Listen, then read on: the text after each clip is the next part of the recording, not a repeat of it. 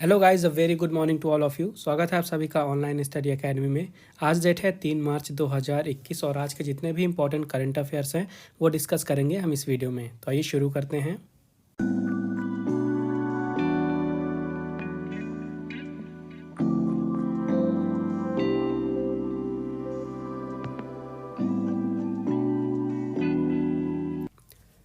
तो आज का पहला अपडेट है, prime minister Narendra Modi inaugurated second edition of maritime India summit.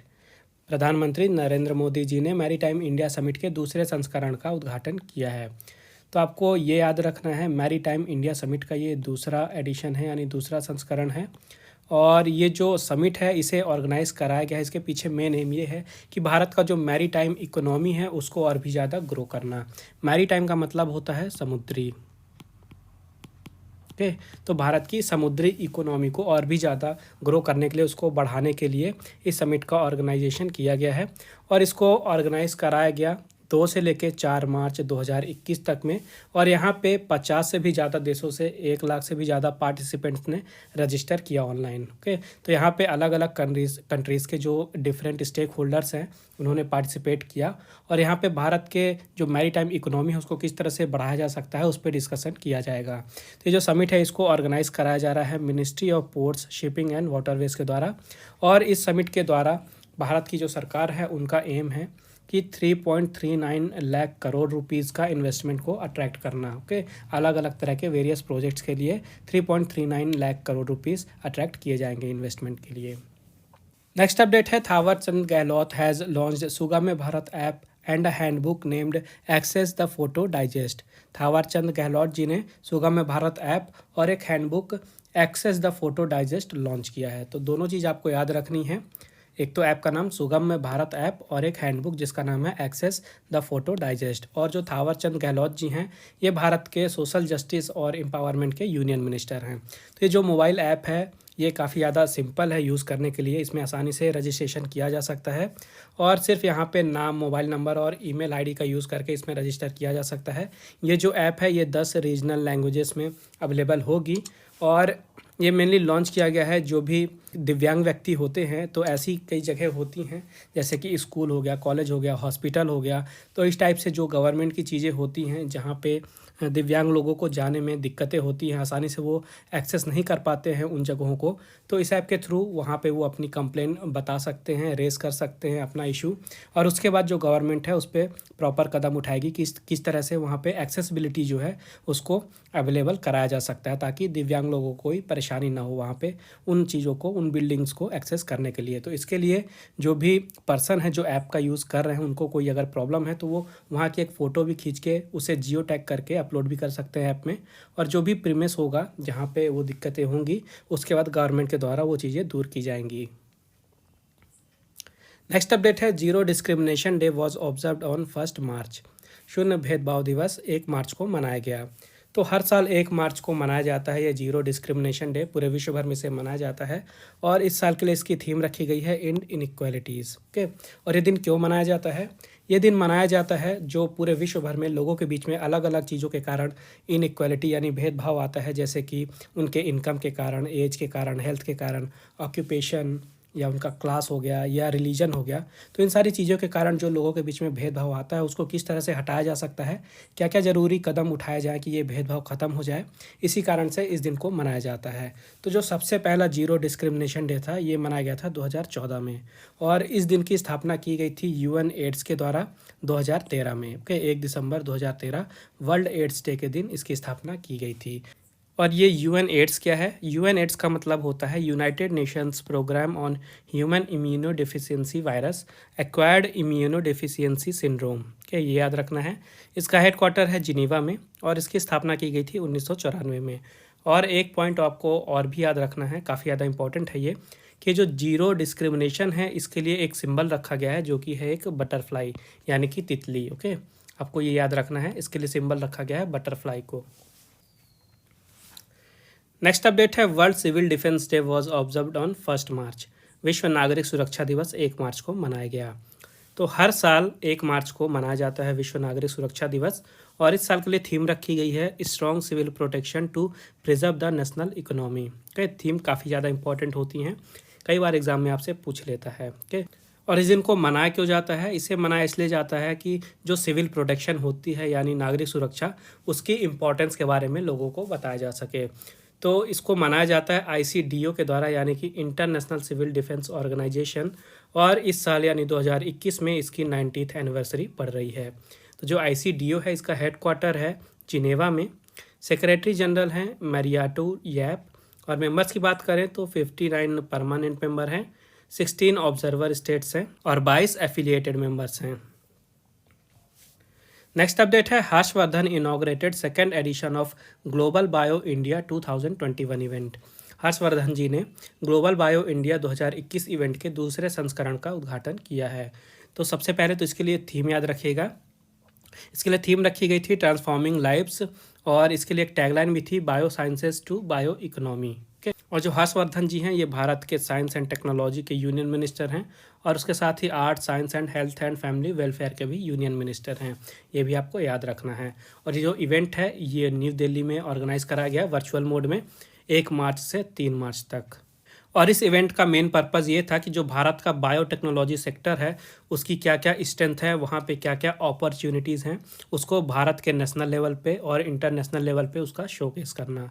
और जो भारत की सरकार है उनका टारगेट है कि 2025 तक जो बायो इकोनॉमी है इसको 150 बिलियन US डॉलर की इकोनॉमी बनाना।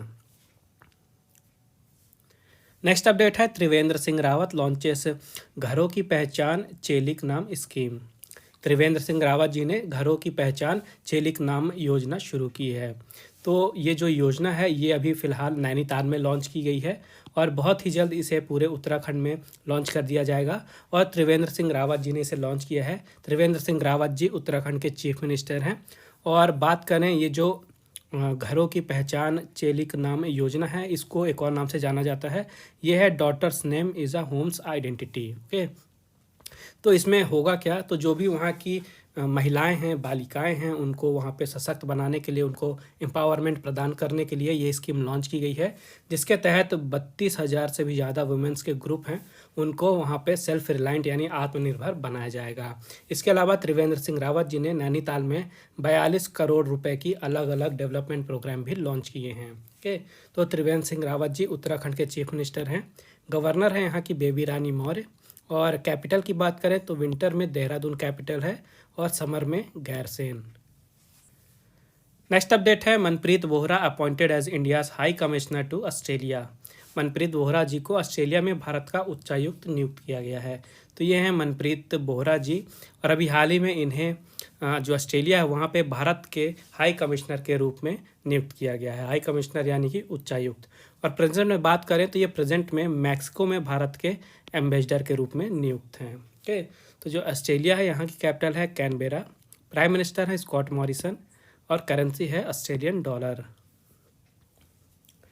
नेक्स्ट अपडेट है Arun Kumar has been appointed as new chief secretary of Bihar. Arun Kumar ji को बिहार का नया मुख्य सचिव नियुक्त किया गया है। तो ये है अरुण कुमार जी, और अभी हाल ही में इन्हें बिहार का नया मुख्य सचिव यानी कि चीफ सेक्रेटरी नियुक्त कर दिया गया है। ओके, ये रिप्लेस करेंगे दीपक कुमार जी को, और जो दीपक कुमार जी हैं ये बिहार के जो चीफ मिनिस्टर हैं नीतीश कुमार जी, उनके प्रिंसिपल सेक्रेटरी बनेंगे। ओके, बिहार की बात करें तो चीफ मिनिस्टर हैं नीतीश कुमार, गवर्नर है फागू चौहान और कैपिटल है पटना। नेक्स्ट अपडेट है VP Joy takes charge as new chief secretary of Kerala. VP Joy ji ने केरल के नए मुख्य सचिव के रूप में कार्यभार संभाला। तो ये हैं वीपी जॉय जी, और अभी हाल ही में इन्होंने केरल के नए चीफ सेक्रेटरी यानी मुख्य सचिव के रूप में कार्यभार संभाला है, और ये केरला के 47वें चीफ सेक्रेटरी बने हैं, और ये रिप्लेस करेंगे विश्वास मेहता को। जो केरला है यहाँ की कैपिटल है तिरुवनंतपुरम, चीफ मिनिस्टर हैं पिनराई विजयन और गवर्नर हैं आरिफ मोहम्मद खान। नेक्स्ट अपडेट है Russia has launched Arktika M satellite to monitor climate change in Arctic.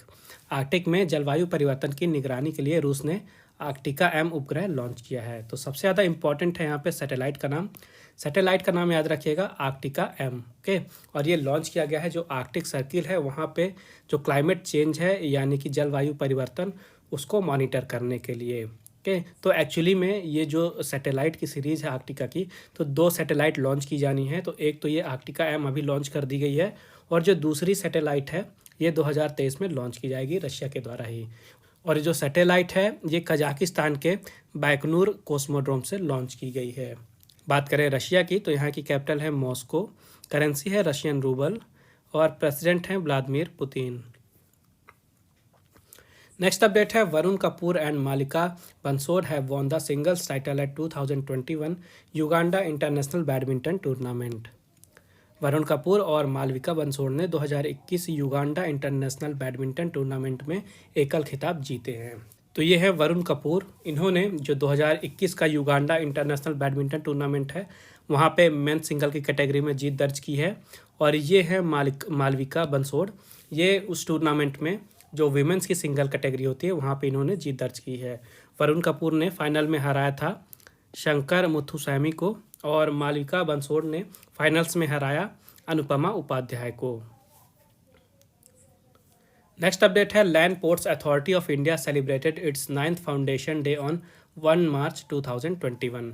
Land ports authority of India ने 1 मार्च 2021 को अपना 9वां स्थापना दिवस मनाया। तो जो land ports authority of India है यानी LPAI, ये एक स्टैच्यूटरी बॉडी है जो कि मिनिस्ट्री ऑफ होम अफेयर्स के अंडर में काम करती है।